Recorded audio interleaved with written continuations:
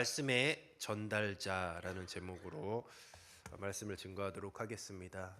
아마 2024년 1월부터 신명기 말씀을 시작으로 우리가 그 신명기 말씀을 나누었을 것입니다.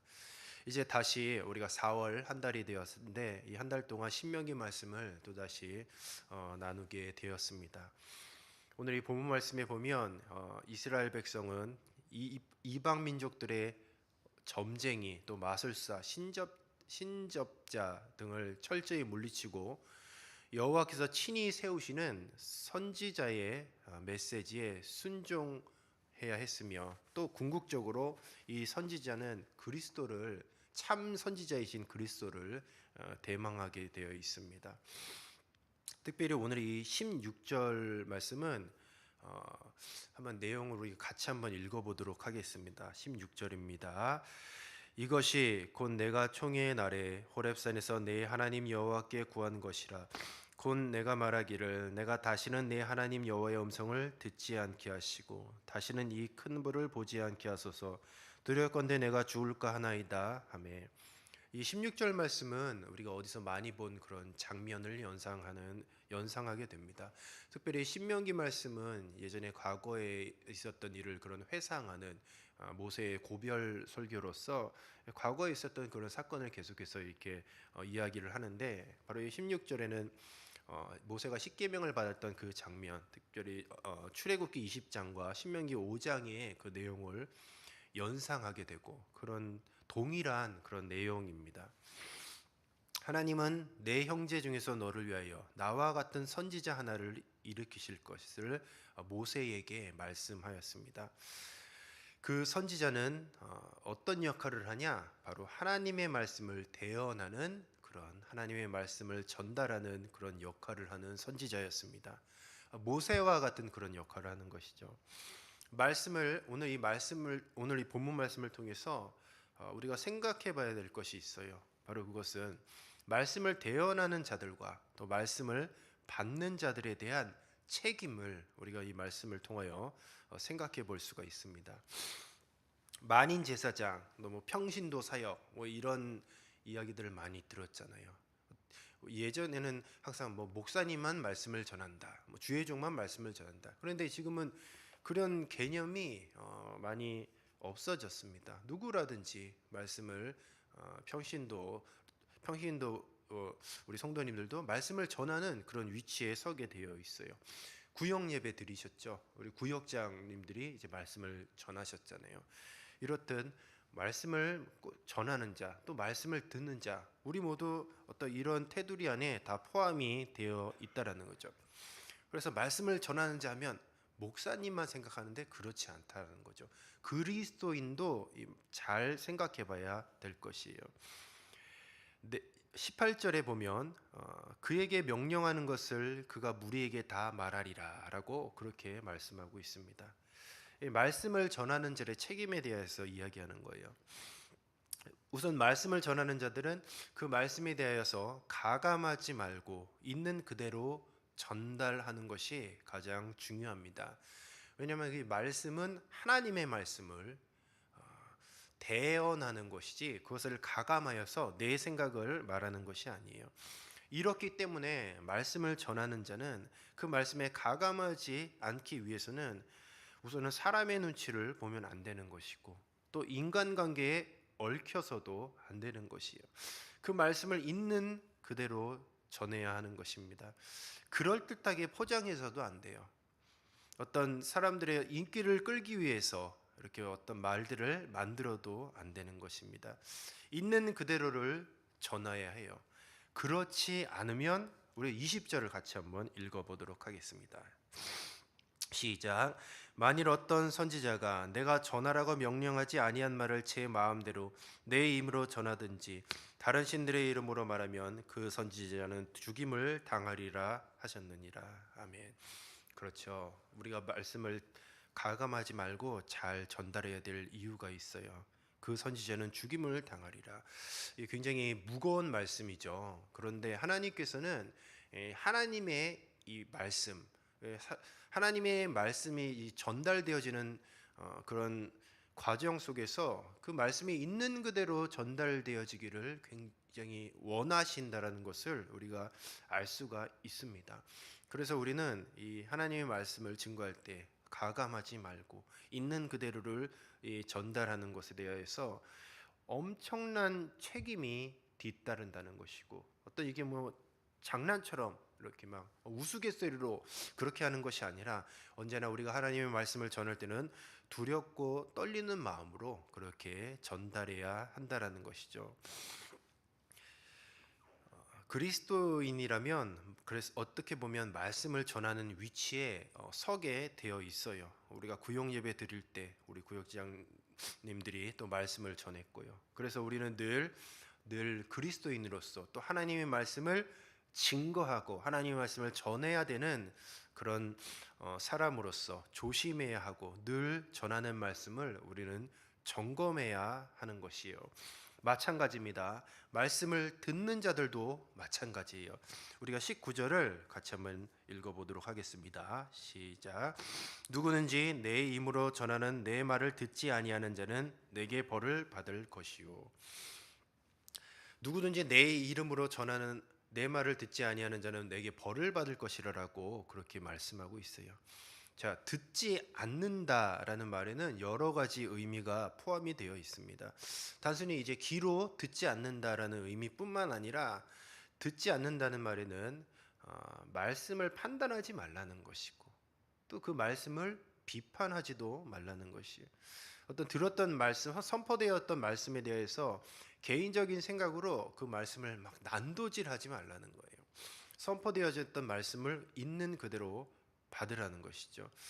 그러면은 누가 진리의 말씀을 선포하는지 어떻게 압니까? 우리 그냥 들어야 되는 입장인데라고 한다면 또 주님께서는 하나님께서는 그 선포되어지는 그 말씀이 진리의 말씀인지 아니면 가짜 선지자가 이야기한 가짜 말인지를 어떻게 알 수 있냐 하면 말씀의 성취 여부를 따라 알 수 있다라고 오늘 22절에 말씀하고 있어요.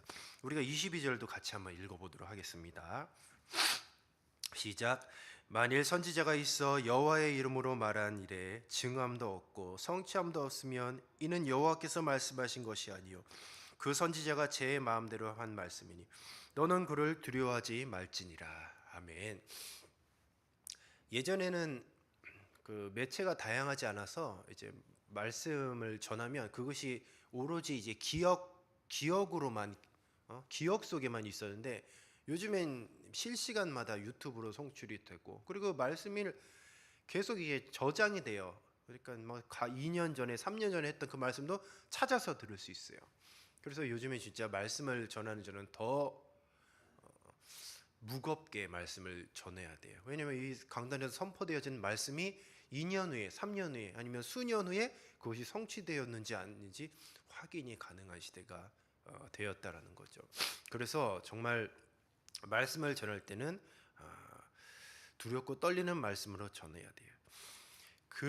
그 말씀이 진리의 말씀인지 아닌지는 그 말씀의 성취되는 여부를 보면 알 수가 있다라는 것이고 그것을 따라서 참 선지자인지 아니면 거짓 선지자인지를 분별할 수 있다라는 것입니다.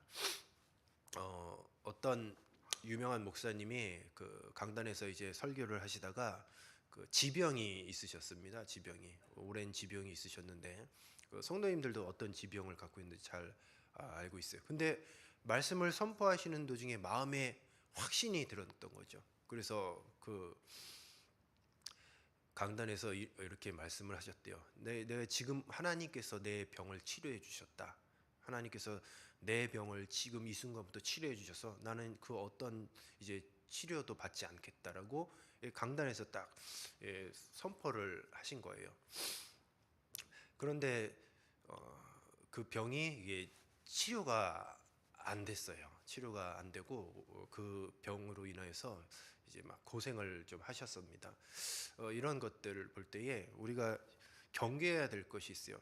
말씀을 전하면서 마음에 확신이 들 때가 있어요. 근데 그 확신을 통해서 막 이야기를 해요. 근데 그것이 하나님의 말씀이 아니고 내 신념 때문에 이제 내 신념에 차서 이야기를 하는 경우가 허다하다는 거죠. 이것은 목사님 말씀을 전하는 목사님뿐만 아니라 이미 말씀을 그리스도인이라면 저와 여러분을 말씀을 전하는 그런 입장에 서게 있다라는 거죠. 그래서 이런 부분들도 굉장히 조심해야 돼요.